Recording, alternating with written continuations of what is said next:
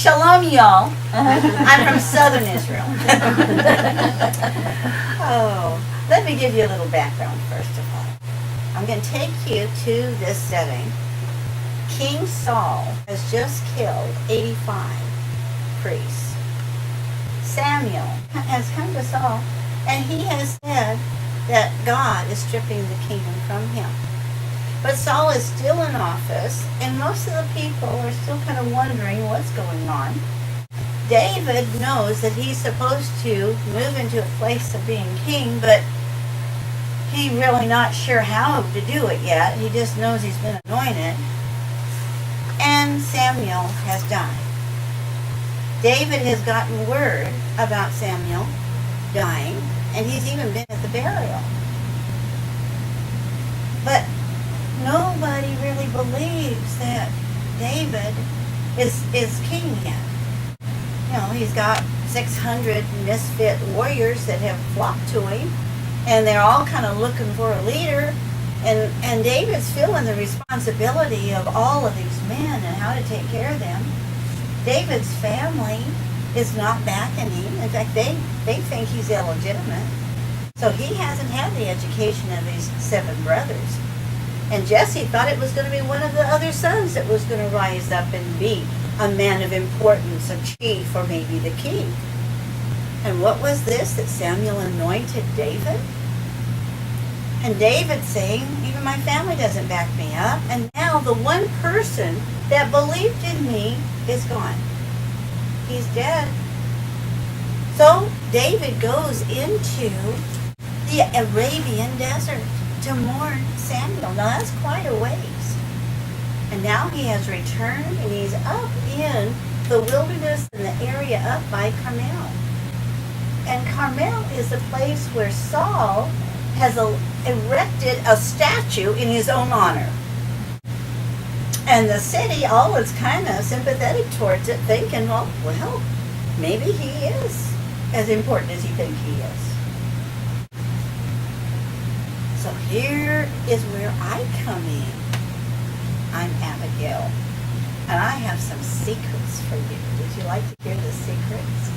I know what happened behind the scenes. David and his 600 men, they're watching over the flocks of Nabal, my husband. Now, we had lots of flocks. My husband is very, very, very, very, very, very wealthy. We had thousands and thousands and thousands of sheep and thousands of goats. And the whole time that they were up there in that area, David and his men watched over my husband's flocks and the men, making sure that they were safe. In fact, they said that they were like a wall to them by day and by night, and didn't let anything happen to the flock or to them. And so, at the time of the shearing, David sends some of his men there to say, okay, can you give us some food? You know, we've been taking care of your flocks and watching over you, and we would appreciate it if you were able to send back some food. Well, Nabal wouldn't hear of it. He began to rail and cuss and swear and act angry, and he says, who is this David? Who is this son of Jesse? Who does he think he is? Well, let me tell you, I think Nabal was afraid of not being on the good side of Saul, because he was in the very city that had the statue of Saul, and he wanted to stay in good graces. You know, this is one of the secrets, is that it's time for us to do what's right. Now, even though Nabal was my husband, he was very abusive, and the scriptures say that he was wicked, and that he was unruly and unreasonable. You couldn't talk to him. But I kept my heart right, and I knew who I was. And it was interesting that even in that situation and in that circumstance, I kept my heart right, and I knew who I was in relationship to my God. And so, when this took place, immediately the men went back to David and they said, oh, this is what Nabal did. And David got angry. course he would do. He's grieving.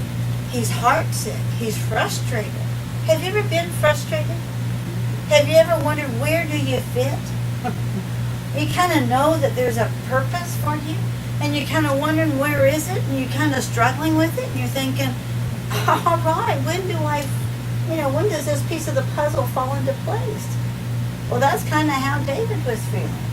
And he was frustrated, and he was grieving, and one of the signs of grief is anger. And I'm sure that's what was being raised up within him. Well, the servants come running to me. They respected me. They honored me. In fact, the scholars say that I was the trophy for Nabal. Isn't that interesting, that I was wise and beautiful? And so they came running to me because they knew that I would listen to him when Nabal wouldn't. And they said, you have to do something fast, because evil is intended against not only Nabal and against the family, but against the whole household and everyone that's here. Oh, I had to think quickly. This was not a time to start fasting and praying. I had to be ready. Let me tell you, this is another secret. Be sure that you stay ready. Stay in the presence of God. Stay prayed up.